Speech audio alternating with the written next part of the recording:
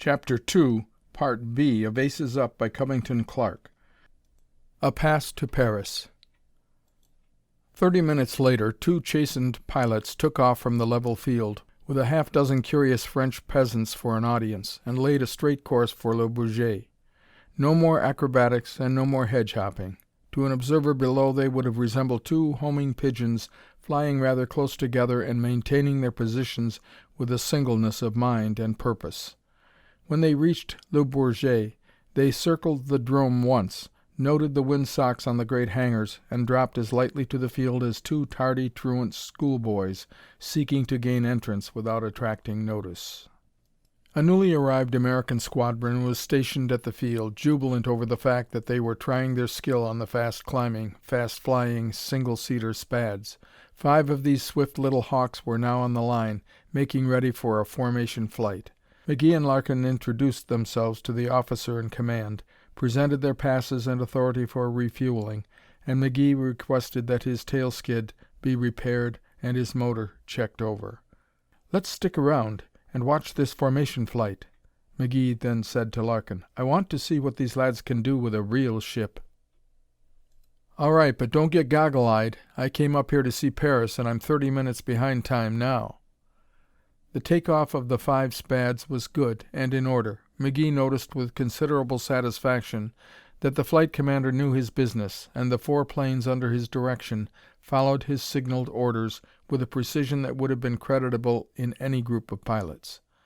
"Nice work," Red said to an American captain who seemed not at all impressed.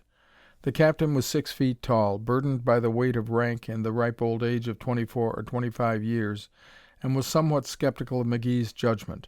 He wondered, vaguely, what this youthful, freckle-faced, 5'6" Royal Flying Corps lieutenant could know about nice work. Why, he couldn't be a day over 18. In fact, he might be less than that. A cadet who had just won his wings, probably. "Oh, fair," the captain admitted. McGee, sensing what was running through the captain's mind, and having no wish to set him right, winked at Larkin and said, "Let's go, Buzz. It isn't often that 2 poor ferry pilots get a 24-hour leave." Later, as they were bounding cityward in a decrepit, ancient taxi driven by a bearded, grizzled Frenchman who without makeup could assume a role in a drama of pirates and freebooters, McGee said to Larkin, "You know, Buzz, I think a lot of these American pilots are better prepared for action right now than we were when we got our wings.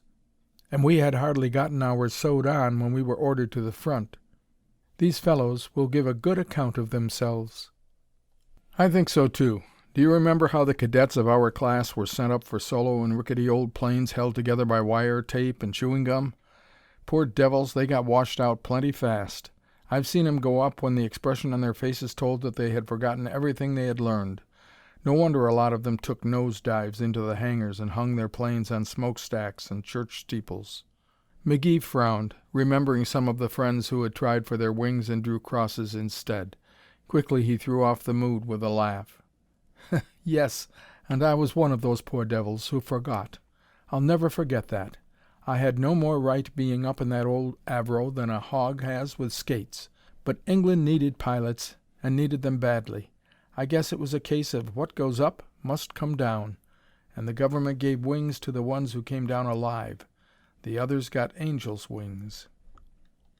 "I suppose so. And before another month passes, the need will be greater than ever. Look what the Germans did to the British Fifth Army just last month. I'll never know what stopped 'em. But they're not through. What do you make of that long-range gun that is shelling this very city?" Dunno. Seems to me that well-directed reconnaissance flights should be able to locate that gun." "Maybe.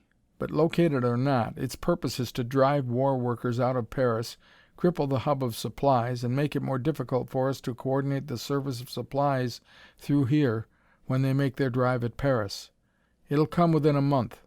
Then we'll need every pilot and every ship that can get its wheels off the ground. I'm tellin' you, a month."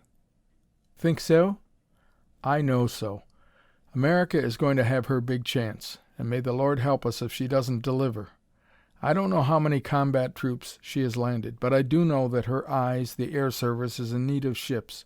The French and English are willing to give them all the old worn-out flying coffins that they can pick up out of junk heaps.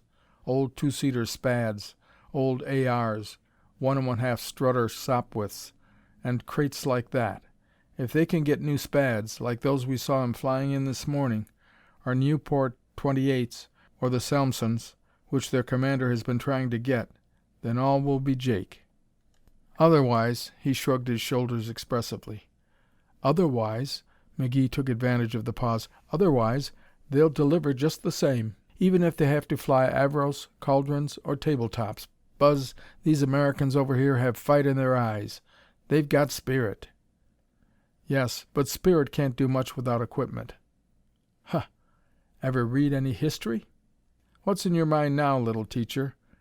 "I read enough to pass my exams in school."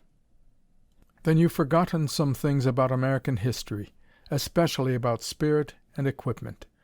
Where was the equipment at Valley Forge? What about the troops under Washington that took the breastworks at Yorktown without a single round of powder? Just bayonets. What about the War of 1812, when we had no army and the English thought we had no navy? You don't remember those—" "That's just what I do remember," Buzz interrupted, "and that's what I'm howling about. We never have been prepared with anything except spirit. Right now we have a lot of good pilots over here, and the air service is having to beg planes from the French and English. And here we are, sent down to this front to act as instructors to a shipless squadron, at the very time when the Germans are making ready for another big drive. It's all wrong. Every minute is precious." McGee had been looking out of the window of the swaying, lurching cab that was now threading its way through hurrying traffic. "Forget it," he said. "Give old man Worry a swift kick. Here we are in Gay Paris. The war's over for 24 hours." End of Chapter 2, Part B.